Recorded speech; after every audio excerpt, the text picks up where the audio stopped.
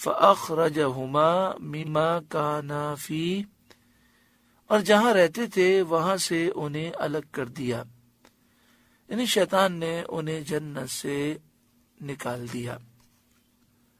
مفسرین یہ بیان کرتے ہیں کہ حضرت آدم علیہ السلام جنت میں تشریف لے گئے اور کئی سال جنت میں رہے۔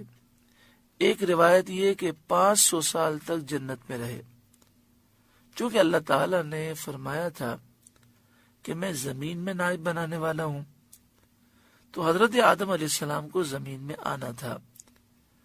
تو اس کا ایک سبب یہ ہوا کہ حضرت آدم علیہ السلام کو بھلا دیا گیا، اور جب آپ اس درخت کو بھول گئے تو پھر شیطان نے کہا کہ آپ یہ درخت کھا لیں، اور آپ نے اس درخت کے پھل کو کھا لیا۔ اس کا ذکر قرآن مجید فرقان حمید میں ہے، سورہ طٰہٰ آیت نمبر 115، 16واں پارہ۔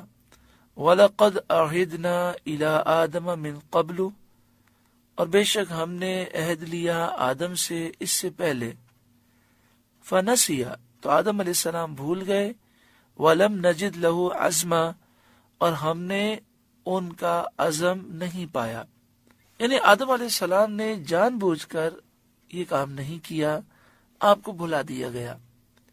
شرعی مسئلہ یہ ہے کہ اگر کوئی کام بھول سے ہو جائے تو اس میں گرفت نہیں ہوتی۔ جیسے کسی نے روزہ رکھا ہے اور وہ روزہ بھول گیا اور کھا پی لیا، تو حدیث پاک کے مطابق یہ ہے کہ اللہ نے اسے کھلایا، اللہ نے پلایا، روزے میں کوئی فرق واقع نہیں ہوتا۔ لیکن اللہ والوں کے امتحانات سخت ہوتے ہیں، تو آپ کو منع کیا گیا اور پھر آپ کو بھلا دیا گیا، اور آپ اس درخت کے قریب گئے اور آپ نے وہ پھل کھا لیا۔ پھر آپ پہ یہ بات ظاہر ہوئی کہ یہی درخت تھا جس سے منع کیا گیا تھا، اور پھر آپ جنت سے دنیا میں آ گئے۔ اللہ تعالی نے آپ کی پیدائش سے پہلے ہی فرمایا تھا کہ میں زمین میں نائب بنانے والا ہوں، تو آپ کو دنیا میں تو آنا تھا۔ یہ ایک ظاہری سبب ہو گیا جس میں آپ کا قصور نہیں تھا، آپ کی غلطی نہیں تھی، آپ کا کوئی گناہ نہیں تھا، مگر اللہ والوں کی شان بڑی بلند و بالا ہے۔ آپ روتے رہے اور کئی 100 سال تک روتے رہے۔ اللہ والوں کی شان عظیم ہے۔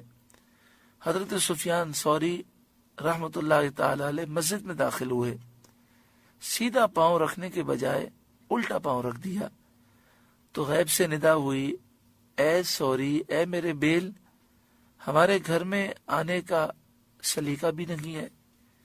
تو حضرت سفیان ثوری سمجھ گئے کہ مجھے قرب الہی کی منزل ملی ہے، اور یہ مجھ پر خاص کرم ہے۔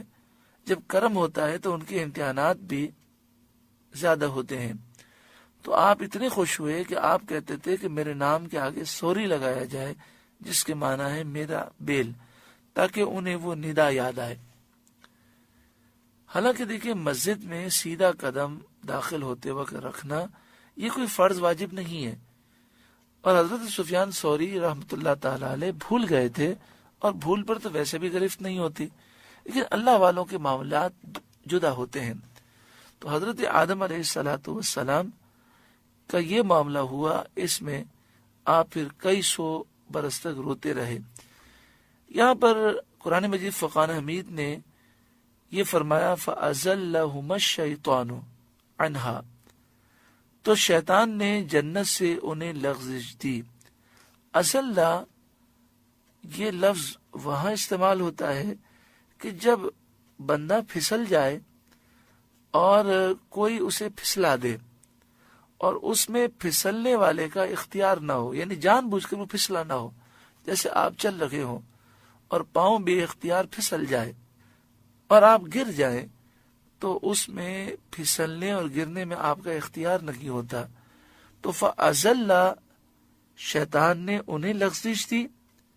تو ازلّہ ایسی لغزش کو کہتے ہیں کہ جس میں سامنے والا اپنے اختیار سے وہ کام نہیں کرتا، تو قرآن مجید فرقان حمید کا یہ لفظ بھی بتاتا ہے کہ حضرت آدم علیہ السلام نے جان بوجھ کر ایسا نہیں کیا، بلکہ ایک ایسا معاملہ ہوا کہ آپ کو بھلا دیا گیا۔ قرآن کی آیت بھی یہ بیان کرتی ہے، یہ لفظ بھی بیان کرتا ہے، اور تفاسیر بھی اس کو بیان کرتی ہیں۔